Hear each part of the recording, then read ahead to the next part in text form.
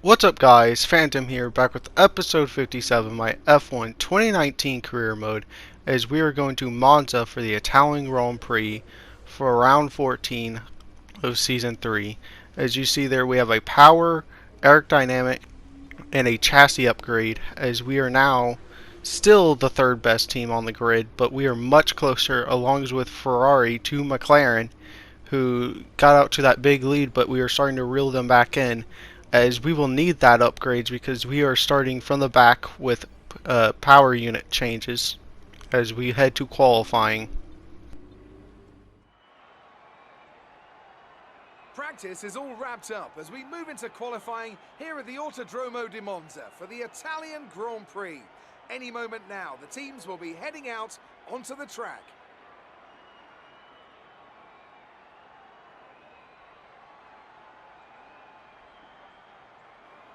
I was looking at some highlights of previous races here, and the one thing that really stood out to me was the run down to turn one. It's not an easy one to navigate as everyone is scrapping to get into there first. Turn one's always a consideration for this race. It's certainly a difficult one to get right when surrounded by other cars, but the race isn't won or lost there. You've got to be smart, get through, and hope your rivals get into trouble and not you.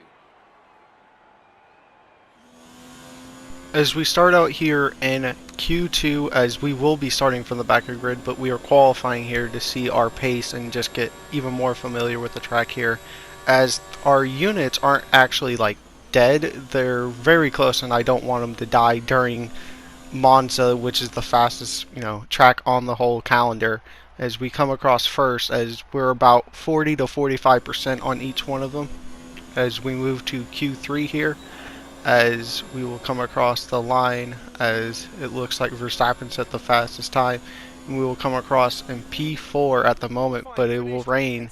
later in that session, so we will only muster 7th, but really we will start from last, as our teammate Raikkonen will start 4th, as we will move on to the race. It's race day here in Italy once again. Monza, home to so many records. The smallest winning margin, for example. Do you remember in 1971, Peter Gethin beat Ronnie Peterson to the line by 1/100th of a second. There were 40 overtakes for the lead alone in 1965, and Kimi Raikkonen clocked a record top speed of 230 miles per hour here, just over a decade ago. So there's a lot to live up to then for all of our drivers today. With top speeds up to 215 miles per hour and an average lap speed of around 155 miles per hour, Monza's reputation as one of the fastest circuits in the sport is well earned. We have 11 corners on this 3.6-mile track, with the best overtaking chance coming into the heavy braking zone of the Turn 1 chicane.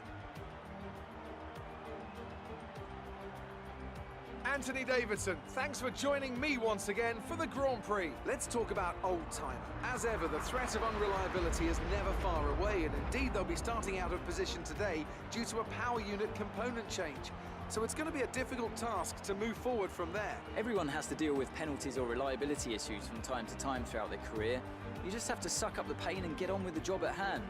Today isn't about performing a miracle to put the car back where it should be. It's about effective damage limitation. Let's run you through the driver grid order for today's exciting race. Max Verstappen put in a fantastic lap yesterday, and he starts from pole position, with Sebastian Vettel starting alongside. As we continue through the rest of the grid today, we have Norris, Raikkonen, Sergio Perez, and Hamilton, Leclerc, Bottas, Grosjean, and Lucas Faber, Butler, Stroll, Kevin Magnussen, and Russell. Sainz, Fiat, Daniel Ricciardo, and Nico Hülkenberg, Giovinazzi, and Oldtimer. And with preparations almost complete, let's head down to the track. As we sit here on the grid and last after getting handed a 30 place grid penalty, as the 5 lights are on and they are out, as we get a pretty average start here, as we are behind Hülkenberg and Giovinazzi, as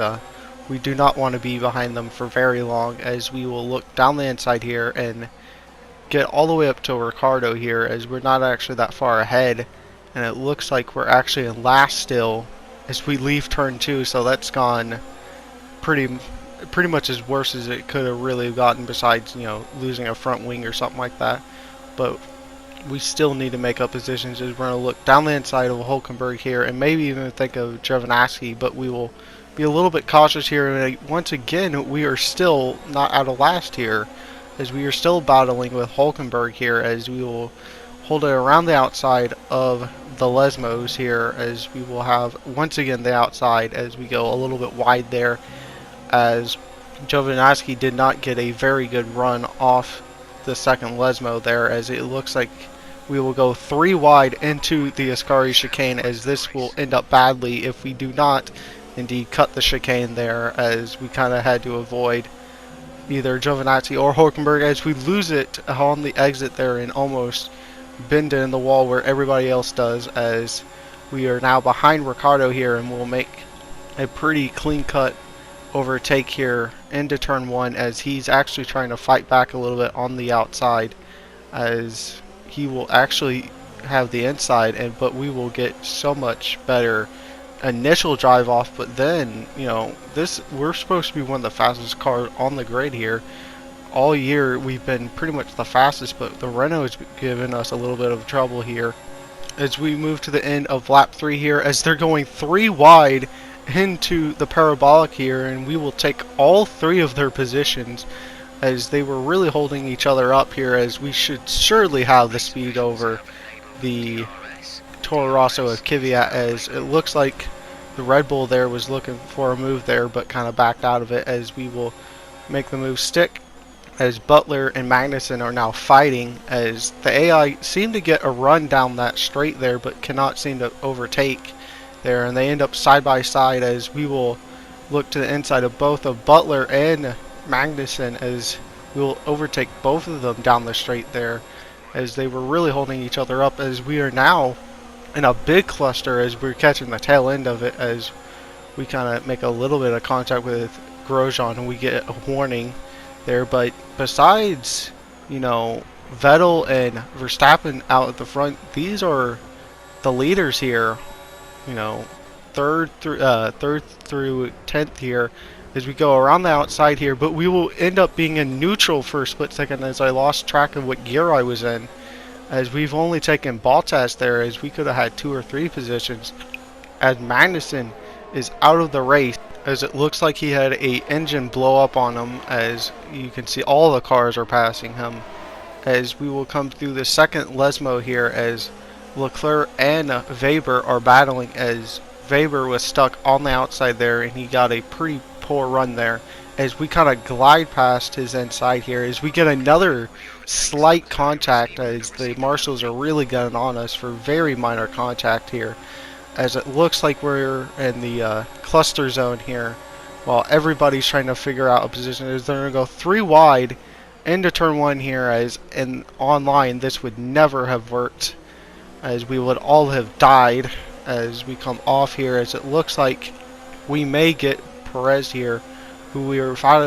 battling with here side by side. As you can see, Raikkonen, who started all the way up in 4th, is right ahead of us after 6 laps. So P4 versus P20 as we squeeze out Perez there, as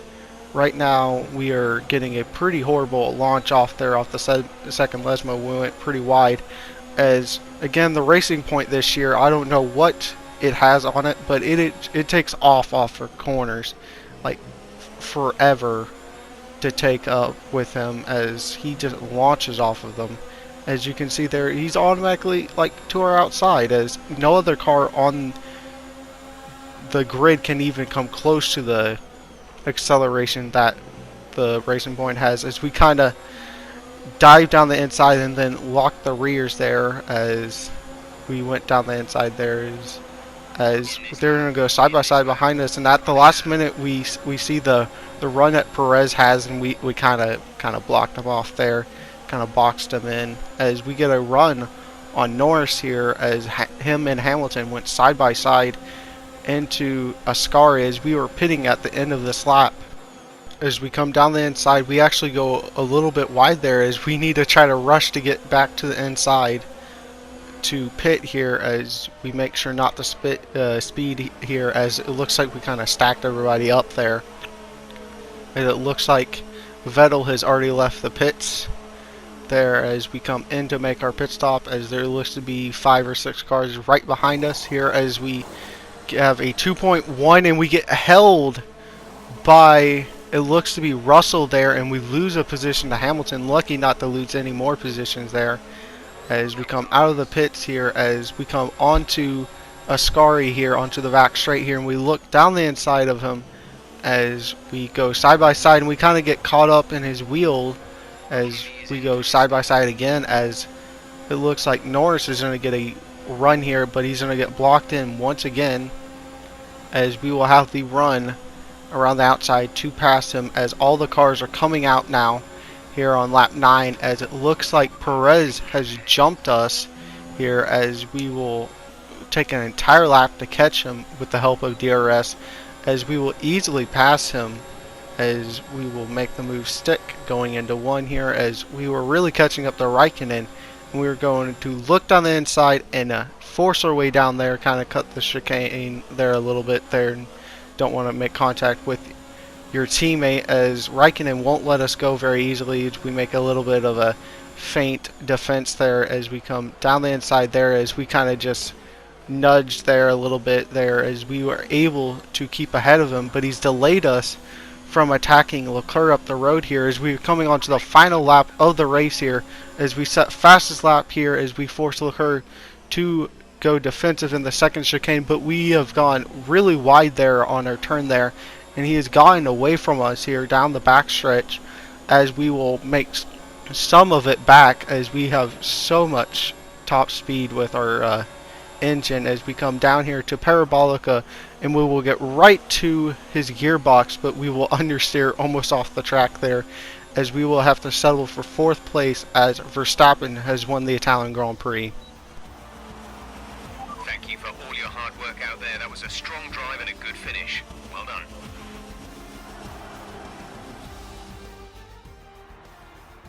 What a fantastic Grand Prix that was, and an excellent win for McLaren. Anthony Davidson, what helped them deliver this result, do you think?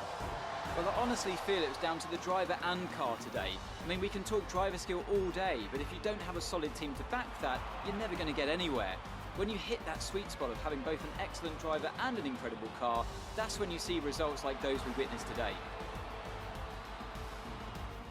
As the winners make their way up to the podium, one can only imagine the celebrations that will take place at McLaren tonight. Congratulations to everyone on the team, securing the win and proving they're a force to be reckoned with out on the track.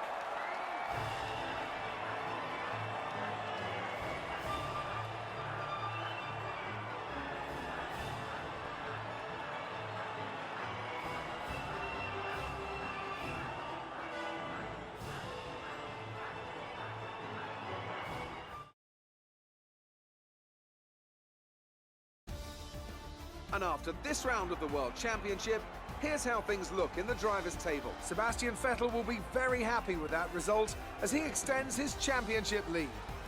Now, let's discuss, Ant. Who would you say is a contender for driver of the day? I have to give it to Oldtimer. Look at where they finished compared to where they started. It's not easy to cut through the field like that in Formula 1, so it was a great effort. It's time to check out the constructors' standings. No change in the top spot, but with today's points, their hold on the lead is getting weaker. There was also a strong showing from the McLaren team today, as they make their way up the standings. Well, that was certainly an incredible weekend of racing. Be sure to join myself and Ant for more exciting Formula 1 action soon.